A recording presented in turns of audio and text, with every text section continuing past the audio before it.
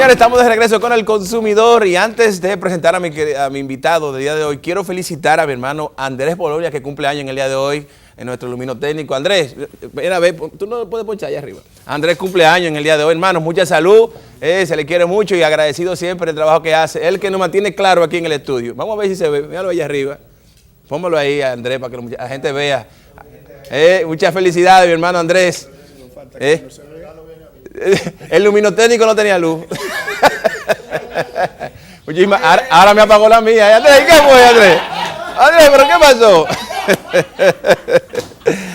Señores, ahora nos visita mi queridísimo amigo, el doctor Pablo de la Mota, tocayo. Doctor, ¿cómo está usted? Gracias. ¿Cómo se siente? Ginecobstetra y también especialista de los temas de infertilidad. Y con él estaremos hablando sobre lo que son las infecciones vaginales. Doctor, y yo no sé si escuchaba mi comentario al inicio del programa, pero es uno de los temas más solicitados en nuestro programa. Creo que lo hemos tratado en varias ocasiones y ha sido por eso, porque las mujeres preocupadas quieren reconocer y saber por el porqué de las infecciones vaginales. A veces son muy frecuentes, a veces desconocen, ¿no?, estas causas. Entonces nos gustaría que usted nos explicara qué es esto de infección vaginal. Mira, gracias nueva vez por permitirme estar aquí. Es un honor estar contigo, compartir contigo este programa con tantos ratings. Sí. Fíjate, yo en el camino pensé que antes de hablar directamente sobre la infección vaginal, vamos a hacer un esbozo preciso y corto sobre lo que es la vagina. Okay. La vagina es un órgano o parte del sistema reproductivo femenino que está en el centro gravitacional del cuerpo de la mujer. Por eso hay algunas patologías que tienen que ver con problemas anatómicos. Pero en este caso, la vagina está formada por 3 capas principales, que son una capa basal, una capa intermedia, una capa superficial, que es la mucosa y es arrugada. Sí. Tiene un diámetro de 8 a 11 centímetros aproximadamente. Es la parte por donde se exterioriza la sangre menstrual cada 30 días porque el cuello del útero termina precisamente en el fondo de la vagina. Entonces por ahí sale la sangre cuando se produce el proceso menstrual. La vagina tiene un pH de 3 a 4.4, lo que quiere decir que tiene un pH ácido y no permite la reproducción de bacterias ni de ningún tipo de infección mientras el pH no se altere. Ok, déjeme prepararlo ahí, doctor. Eso es lo que me quiere decir, que es un mecanismo hasta de defensa de la misma que tiene la vagina. O sea, la vagina tiene su propio mecanismo de defensa. Mecanismo de defensa. Perfecto. Este mecanismo de defensa está formado más bien por unos bacilos que se llaman bacilos de Dodderlein, porque también lo acompaña una serie de bacterias y bacterioides en la vagina, que en el momento que el pH sube, o sea, se hace alcalino, vamos a tener entonces la formación de una enfermedad que es la que vamos a tratar ahora, que son los flujos vaginales. Okay. Entonces la vagina tiene sus bacterias, vamos a decir, per se, pero están controladas por el pH. Por el pH. Si el pH sube, entonces las bacterias... Correcto, entonces las bacterias se reproducen y comienza a producir una infección. Okay. Entonces, ¿cómo se va a alterar este pH? Primero, la costumbre que tiene la mujer de introducirse los dedos para asearse. Eso no debe de hacerse. El aseo debe ser externo. Externo solamente. Sí. Un agua normal y un jabón, si se usa un jabón neutro, por ejemplo el jabón de Castilla. A mí me gusta mucho recomendar el jabón de Cuava, siempre y cuando no produzca ningún tipo de alteración en la piel, o sea, que produzca alergia en esa cosa. Sí. También el hecho de que la mujer, privando en buena hembra, le encanta ponerse una ropa bastante estrecha, sí. Entonces eso acumula sudor, y ese sudor hace que el hongo se forme, sí. La humedad, se produzca, entonces altera el pH. O sea, esa ropa apretada sí, también. Sí, esa ropa apretada. Sí. También cuando la mujer tiene relaciones sexuales con su pareja, que va después de la eyaculación, si la mujer se queda mucho en la cama, va a ensuciar la sábana con el semen, pero eso significa que ya salió todo, que lo que queda son remanentes de esa eyaculación. Sí. Y ella tiene la costumbre, la mujer, de introducirse los dedos, sacarse el semen que tiene, pero ya salió todo. Okay. Entonces, todo eso altera el pH. El uso de duchas vaginales, que ya eso no se usa hace muchos años. Tuve un caso de una paciente que ella se envolvía una toallita en los dedos y con jabón de cuava se le introducía en la vagina y se aseaba de esa forma. Sí. Yo preocupado le pregunto, de cuidarse que yo no estoy haciendo lo que tengo que hacer, esta muchacha un flujo constante. Sí. Y le pregunto, entonces me hace ese cuento. Cuando 2 o 3 años luego la veo en la calle, le pregunto, ven acá, tú me botaste, que no has vuelto más nunca. Sí. Me dice, no, doctor, es que usted da muy buenos consejos, yo más nunca he vuelto a tener flujo, después que usted me dijo que no podía introducirme los dedos para asearse. Sí. Entonces, ese pH cambia, se hace alcalino.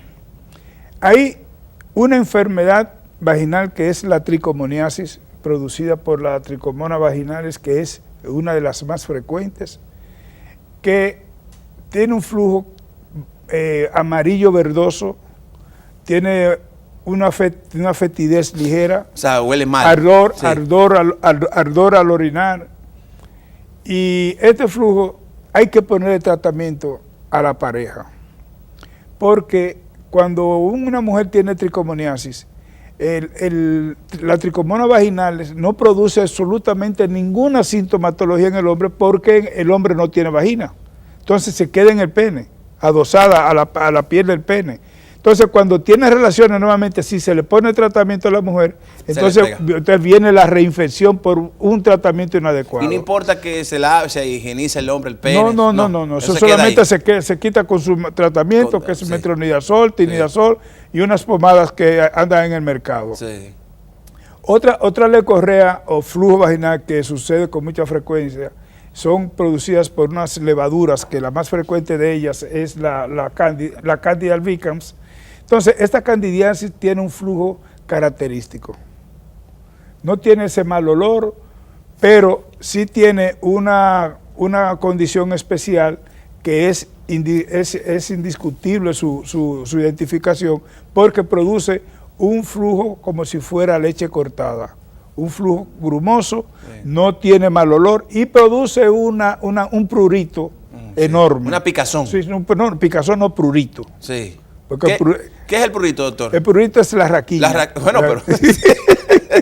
Entonces, esa comezón que tiene esa señora es molesta, porque inclusive estando hasta en una reunión, si hay una mujer de reunión y cosas, va a estar rascándose. Sí, va a tener el deseo de rascarse. Entonces, ese tipo de flujo en el hombre no produce absolutamente nada, muy escasamente. Sí. Esa es la cándida, usted decía. Esa es la cándida, sí. Muy escasamente puede producir algún tipo de alteración en la uretra, una secrecióncita, pero el tratamiento de eso es solamente unos óvulos o unas pastillas nuevas que andan ahora, que es el fluconazol. Sí.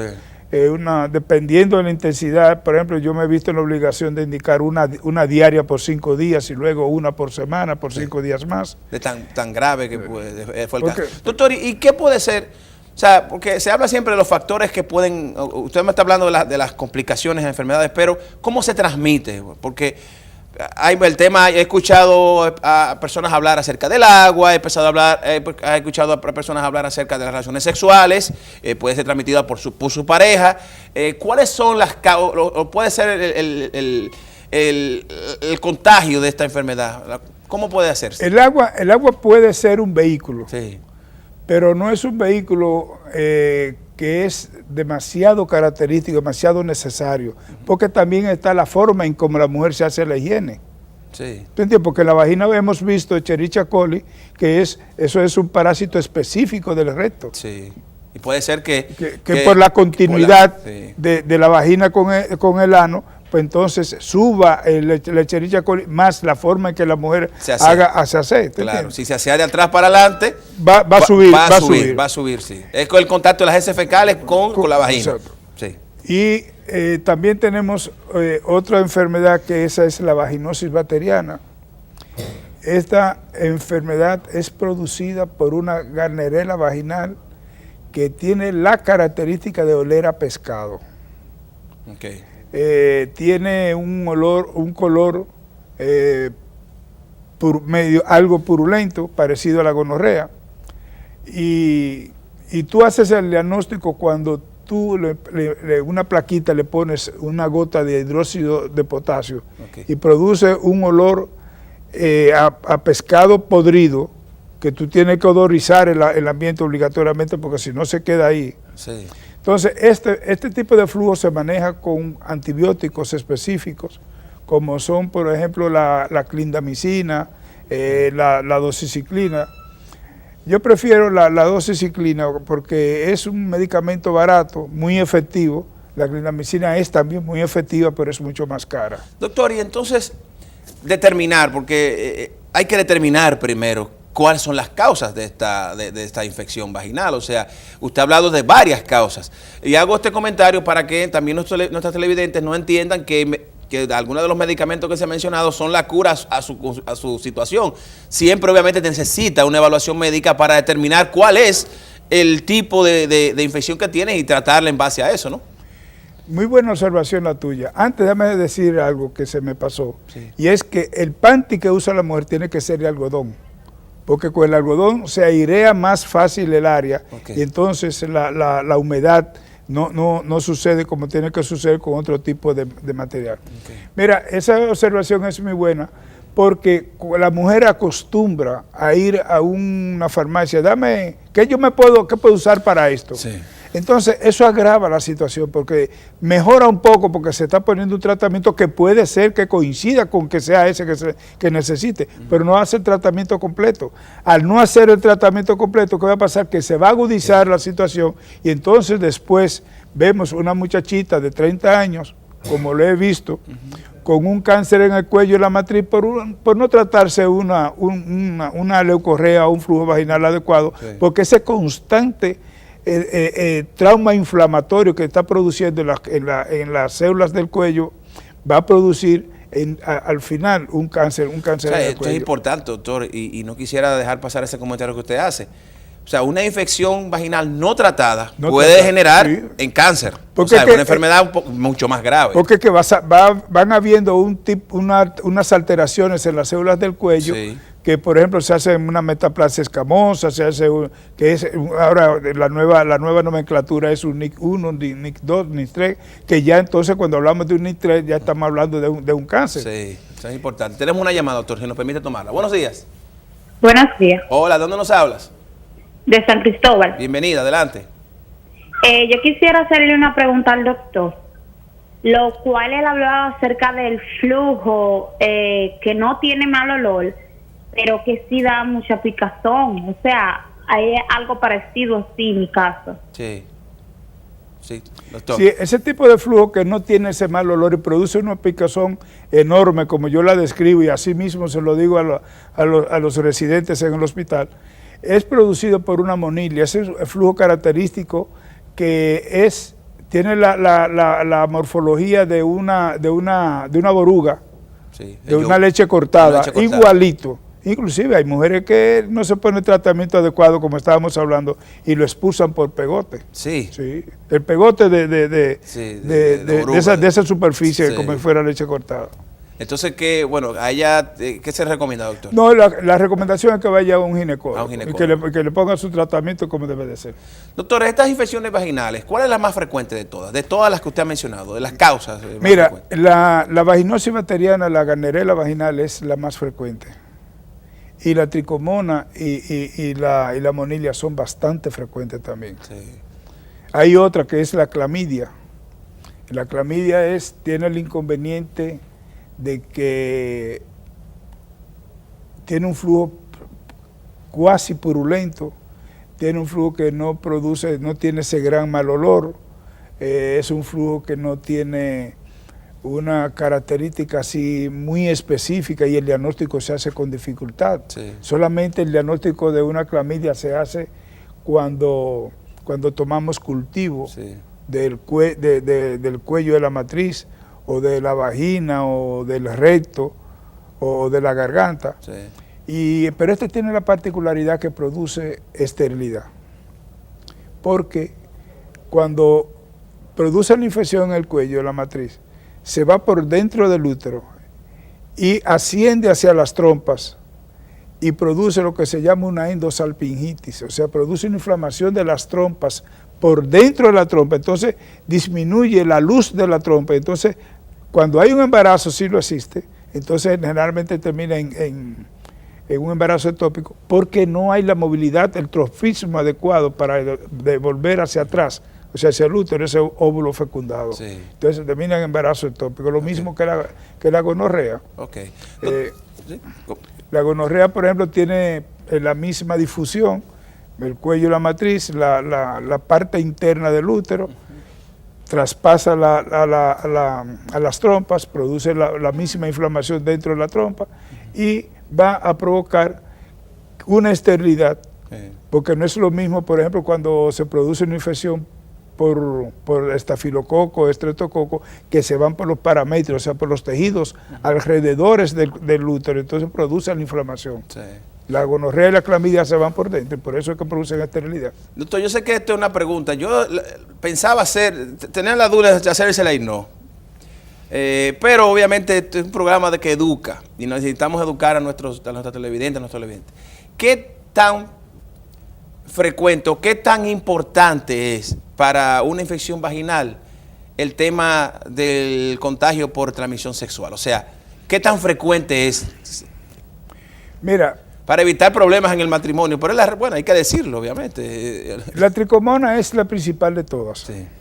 Porque la tricomona, al no producir ningún tipo de manifestación en el hombre, como te dije al principio, se queda en toda la piel del pene, sí. Se le pone tratamiento a la mujer y entonces se le cura a la mujer, pero el hombre cuando vuelve a tener relaciones hace la reinfección.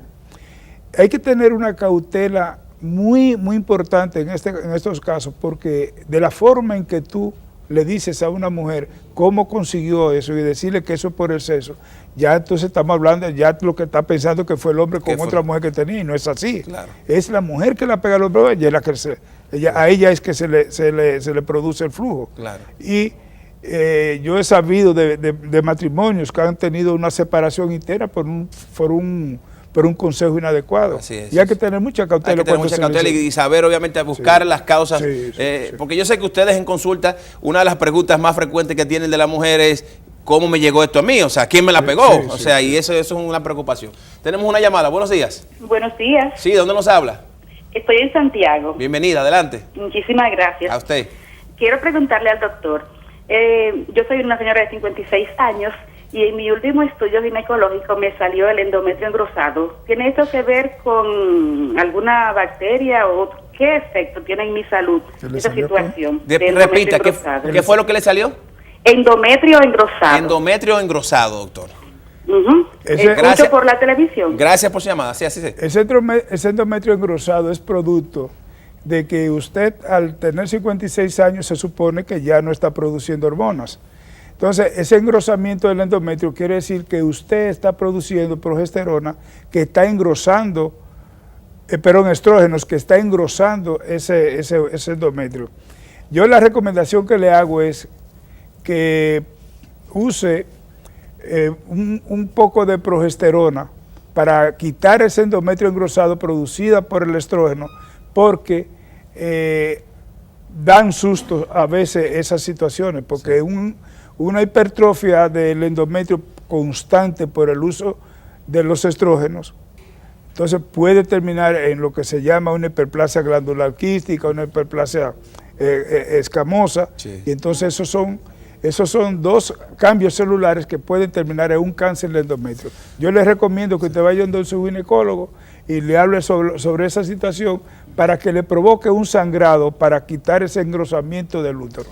Doctor, de verdad que agradecemos muchísimo el favor que nos hace de venir al programa y quisiera un poco hacer un resumen, ¿verdad?, de lo que hemos aprendido en el día de hoy.